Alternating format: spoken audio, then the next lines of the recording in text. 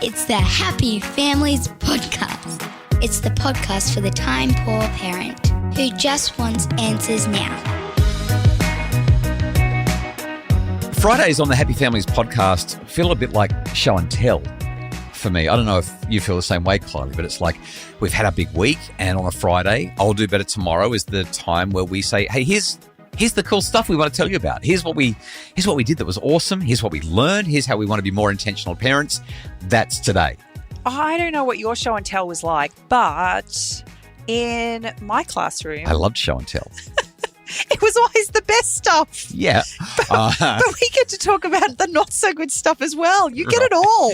Well, today, a story from me that I want to work out with you in real time about, I don't know if we made a mistake or if we got it right on the weekend. Part of that was your reaction on Monday to how the weekend had gone. And you've had a big insight that I'm excited to talk about in relation to kids and technology. But before we go there, you had a funny conversation with our eldest daughter, Chanel, who has finally, with her husband and baby girl, just moved into their very own home about 10 minutes from where we live. And we're super excited for them. So happy for them. But what we're most excited about is after 5 long years, she has taken her dog. I love that you're more excited about that than anything else. And let's be honest, this dog has gone through more fly screen windows than any dog in history, I reckon. Well, let's not forget to mention how many crutches of underwear she's been through. Oh, that's really gross. That's really the funny story about Chanel's dog. This is not part of the podcast. I shouldn't be sharing it. But when our youngest was a very, very young child in the first few years of life, she I can't say this politely. I was going to say a pool poo, but it was next to the pool. And Chanel's dog ran over and ate it. Literally just went over and ate it. I can't believe you told that story. It was so bad. She inhaled it before we could even do anything about it. But she sheds on the carpet. She sheds on the tiles. Oh, is it fur or hair? I don't know what it is. She's a needy dog. Whimpering. She absolutely has to be in someone's space. And if she's sitting next to you, she's not actually sitting next to you. Her bum has to be on some part of you. Treads on you as well. Have you noticed that? Always treads on your feet. Like, I don't know if it's a dominance thing. I don't know why dogs tread on your feet. It's not a dominance thing. She just is a needy dog. Anyway, the good news is Chanel's moved out and she took the dog. The bad news is... Except she keeps coming back. Every time Chanel comes to visit, so does Coda. And the other day, she said, Mum, since I'm coming back for dinner tonight, and yes, we do have them over fairly regularly for dinner. Yeah, it's great. She said, do you think I could just leave Coda here for a play date? For a week. And I said to her, no, you can take your dog. Take your damn dog home. She said, but I just mopped and vacuumed. I love it. All right, let's dive into it. Today for my I'll Do Better Tomorrow, Kylie, what I want to share is the weekend that the weekend we just had like 5 days ago. It was supposed to be a family getaway. I'd been traveling in Perth and Adelaide for the days previous to this weekend. I'd been gone for 4 of the 5 days. On Friday, we recorded a couple of podcasts, and the intention was that we'd jump in the car.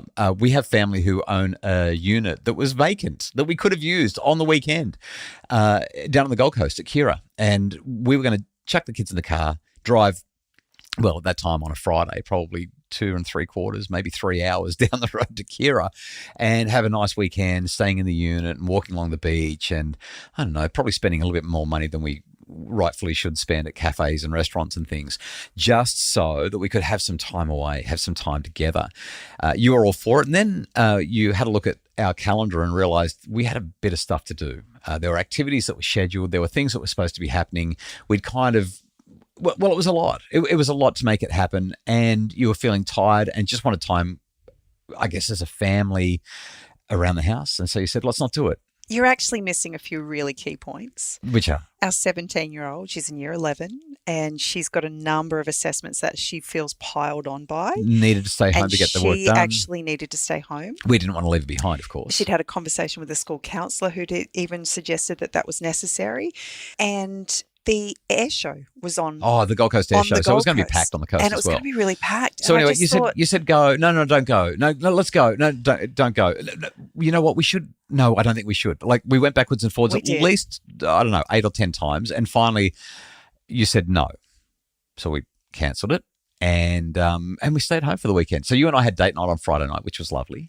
And then on Saturday and Sunday, we fulfilled the obligations that we already had, but we pretty much did, I'm going to say 37 different chores that have been sitting on our to-do list for approximately the last 6 months, including me fixing several screens. I was about to say that. that the dog had gone through last summer. So we're going back 9 months. I mean, we cut away some trees, some bushes outside this window, and Coda realised that if she just pushed straight through that screen, she could be in the lounge room with us. Yeah, this dog. So that was it. I mean, just so many little jobs, and we were really great in terms of being involved with the kids and being present with the kids and having them involved in the jobs or just being around us while we were doing things. So many finicky, got to do that one day things were done. And yet, in spite of the fact that we were together, we did have a good time. We got to have our date night. We spent time with the children and we ticked all those boxes. On Monday morning, I got back from my ride and you decided to sleep in, do a bit of extra reading, not do any of the morning routine stuff. And you basically cried when I walked in the door. And when I said what was wrong, you said something about the weekend. I still don't recall exactly what you said, but you were crying about the weekend and how we didn't go away to Kira and have this access to this unit for the weekend. We let it go and we didn't have this special time on the beach. And it made me think, this is the challenge of family life, right? Family life is never-ending questions around, are we doing the right thing? Are we doing the wrong thing? What's the trade-off? What's the best option here? If I do this, is it going to be okay? If I do that, will it still be okay? We did at the end of the weekend, you said it was great until you started crying on Monday morning because we didn't go away. So what was it? Was it all wrong or was it all right? I don't understand. I don't think there is a right or wrong. And I think that, like you suggested, in family life, there is constant challenge to work out where your priorities are in any given moment. I can't remember the last weekend we had at home where we didn't actually have to be anywhere. It actually felt pretty good. Now, we did. We did have to be a few different places, but we were able to, I don't know, we just dealt with it really smoothly, probably because we had margin. And we were both here. Yeah. Often we're not. So did we do the right thing? I'm going to stand by our decision. Even though you cried about it on Monday morning, literally cried about it. But this is the thing. And we talk about this with our children. You can have two opposing emotions in the same moment. I'm so grateful for what we did and we had a great weekend, but I'm still really sad about the weekend that we didn't get to have. Fair call.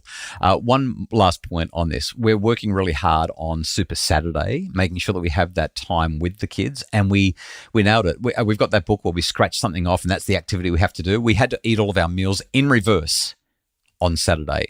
And for dinner, we had breakfast on Saturday night, and it was great. The kids were like, we should do this more often. This is really, really cool. Well, last week I did mention that what we scratched off was we had to have a plate of rainbow food, and their suggestion was that we had to use food colouring to do that. And I said, hell no. So we did a fruit salad and had every colour in the rainbow in it, and the kids just loved it. And do you know what was so amazing about it was I was at the shops at 7 p.m. because we had worked all through the afternoon doing all those jobs that we just haven't had a chance to get to do. So it was a late dinner for starters. I decided to get a sparkler out and I put it in there and we had the lights out. That was a nice touch. And it took me about 20 minutes to dice up all the fruit, offer them some yogurt and make some ham and cheese croissants to kind of just give them some protein.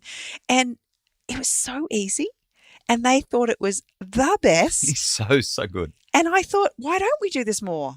Okay, Mrs. Happy Families, my take-home message is life is a series of trade-offs consistently, and sometimes there's no right or wrong. It's just you're trading one thing for another. My take on it is we did do the right thing, although if we'd had to pay for the accommodation, I reckon we were going. Oh, of course.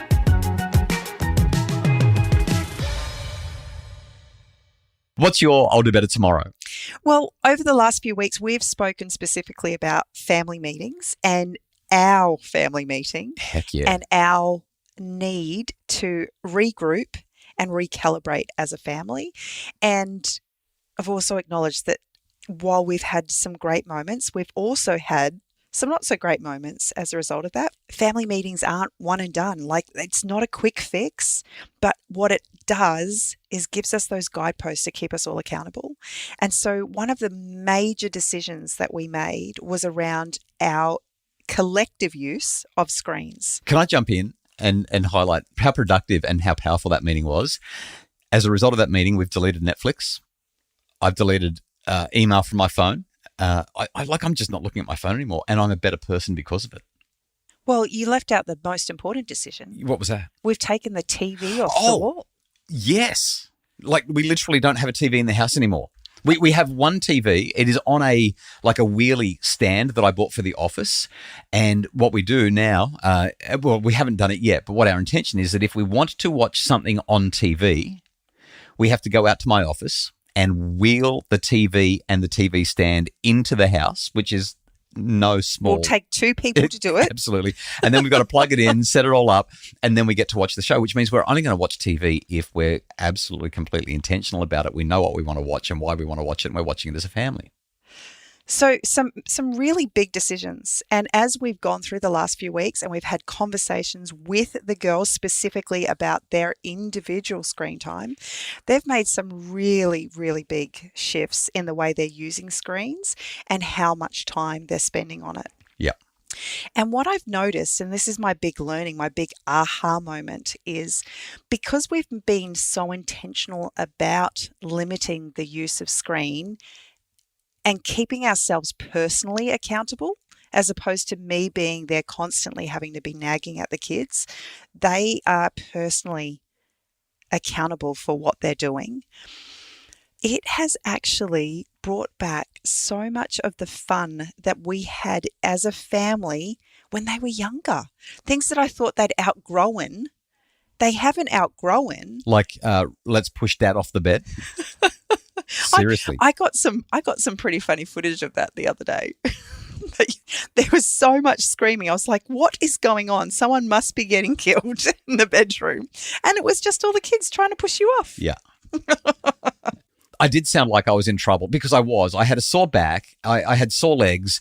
I'm getting old, and they were pushing me off the bed. And I just needed help. I kept calling out to you, Kylie, I need your help. Like, I get this child or get that child. Like, it was a lot. It was a lot.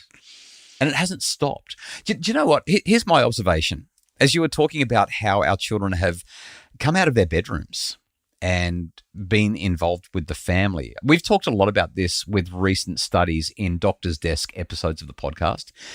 And I wrote this down. Screens are making us uninterested in one another. Because now that the kids aren't on their screens nearly as much, they've become much more interested in being part of the family again.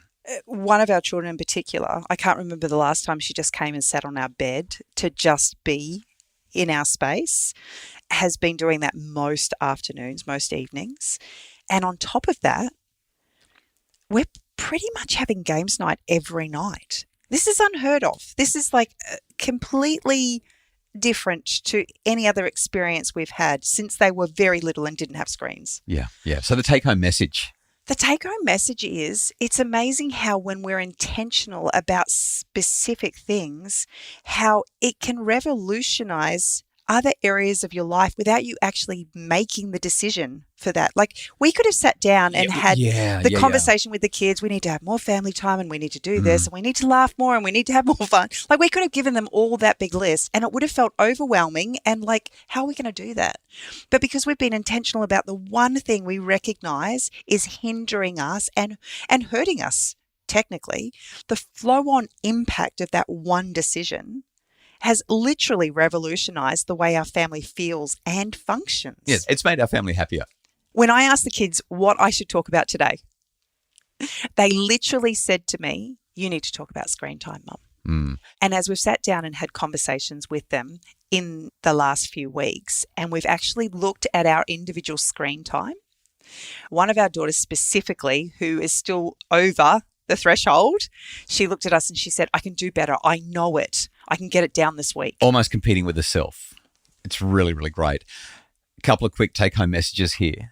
Family meetings, screen time issues. It's not a once and it's fixed thing. It is an ongoing, never-ending battle. But if you stay on top of it, if you keep pushing it, you are going to make the progress you need to make. We really hope that you have a wonderful weekend and that today's episode has given you some inspo to do better tomorrow. That's why we call it I'll Do Better Tomorrow. The Happy Families podcast is produced by Justin Rulon from Bridge Media. If you would like more information about making your family happier, please subscribe to the Happy Families newsletter. Loads of free advice, free resources, and genuine evidence-based ideas to make your family thrive. happyfamilies.com.au. Sign up to the newsletter today.